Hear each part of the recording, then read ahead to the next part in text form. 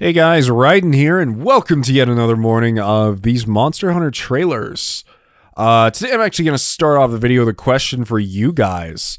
And my question to you guys is, what exactly was your first weapon that you really became attached to in Monster Hunter?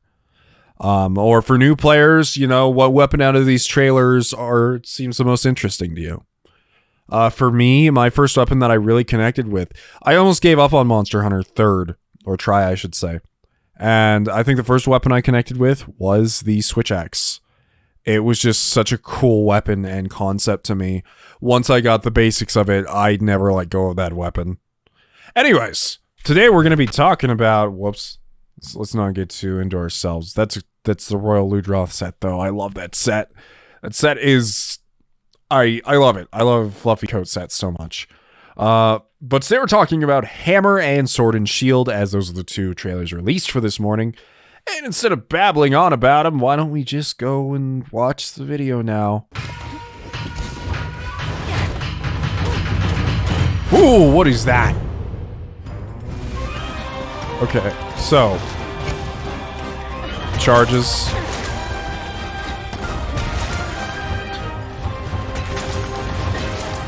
Okay, golf club swing.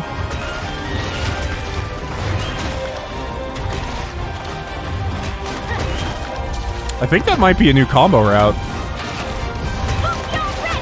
Oh, they brought it back! They brought it back! Like Hammer user's favorite move in world. I never thought I'd see this again. Here it comes. Ooh! Here comes the pain.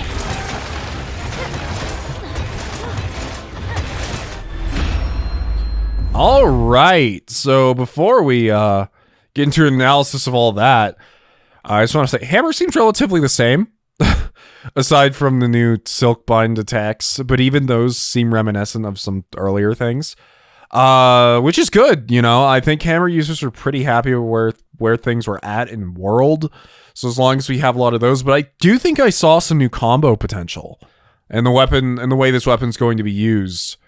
I think I saw even more combo potential than we saw in Iceborne, but it's kind of hard to tell for me because a lot of the Hammer's moves look similar, and I kind of had the same Hammer combo that I used over and over again. But first of all, for new players, who is Hammer for? The Hammer is the King KO weapon, and by that I mean it is a blunt weapon that no matter what element of it you're using, which you probably should be using physical, you can secure or build up KO damage. Yes, you can build up KO damage by hitting the monster in the head with a blunt weapon, and there are a few other weapons that can do this, but this weapon is the best at it. And what happens when you build up the KO status effect on a monster? Eventually, it'll build up so high that the monster will get knocked out, which essentially causes them to topple to the ground like it just happened to Anjanath right there. And then everyone can wail on them. If you're the type of person that likes always hitting the monster in the face, facing the monster head on, and maybe, you know, maybe just gets a little tingle from watching the monster fall to the ground helplessly as you dig in a giant hammer into its eye socket, you might like the Hammer. I think you might like it.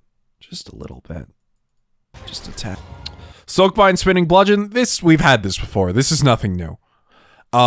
This is a move that was in World, and it's a move a lot of people like to use, you know. We're getting it back now that the Clutch Claw's gone, but there is something interesting about it I would like to point out. At the beginning of this move, it seems that we have two options. It even says this on the website. If you go in with a level 3 charge before you start the move, you can instantly do this move at level 3, but let's say you don't have it. So you see it charges up during the move if you just hold it down. So that's an interesting thing. It's an option. If you're already charged, you can go in. If you need some time to charge, you can do it during the move, which is pretty nice. Other than that, though, we've seen this move before. It's fun. Everyone loves it. And next up, we have this, which is Falling Meteor, I think they called it. Impact Crater. Same thing. Sephiroth's move is the same thing. So I believe this is very similar to one of the supers in Monster Hunter Generations, actually. I feel like I remember something kind of like this. But what this move does, aside from just hitting the monster in the face and probably doing a lot of damage, is that this actually hits multiple times on the way down.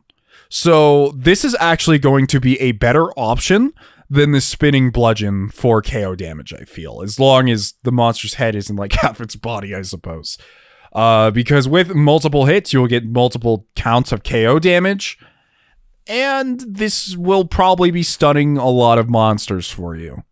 Aside from that, it doesn't seem like the weapon really, or the move really does anything. Still, I like what Hammer looks like right now. They didn't have to change too much.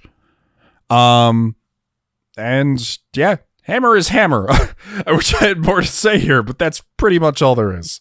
Next up, we have our good old faithful Sword and Shield. So why don't we take a look at this? I honestly like the new moves that were added in World. For Sword and Shield, I like the combo paths that we had in, or not base World, but Iceborne specifically. The combo paths that we got were pretty cool.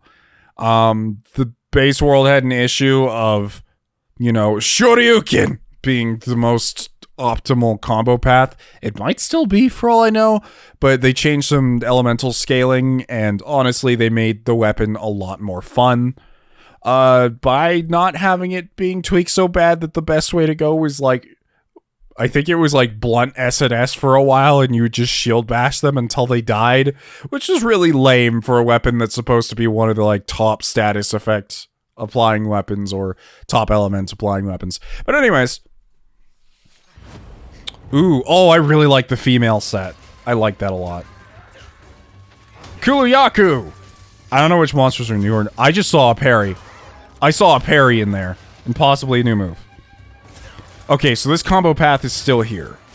Do I still get the mount? Yeah, you can still get the mount and a down slash. Okay. What? But what is the point? Okay, we'll talk about that later. This looks cool, though. Windmill. That's definitely going to be good for applying status effects. You're going to paralyze a lot with that move. Alright, yeah, so Sword and Shield. Who is Sword and Shield for? Sword and Shield is Capcom's marketed beginner weapon. And by that, I mean, like, they love to introduce beginners to this weapon. And I don't mean that as in it's like a bad weapon or, you know, oh, this sucks because it's meant for... No, it's not like that. The reason it's meant for beginners is because this weapon teaches the essentials and the fundamentals to playing Monster Hunter. You have a shield, but it's not very good, so you only block when you need to, and you're going to have to dodge the rest of the time. You have combo paths with different options. The shield can actually do stun damage if you hit with the shield, so if you're on the face, maybe you'll use the shield more. The weapon can also use items while the weapon is out, and it's the only item that, or the only weapon that can do this, so if you need to heal, you don't need to put away your weapon first.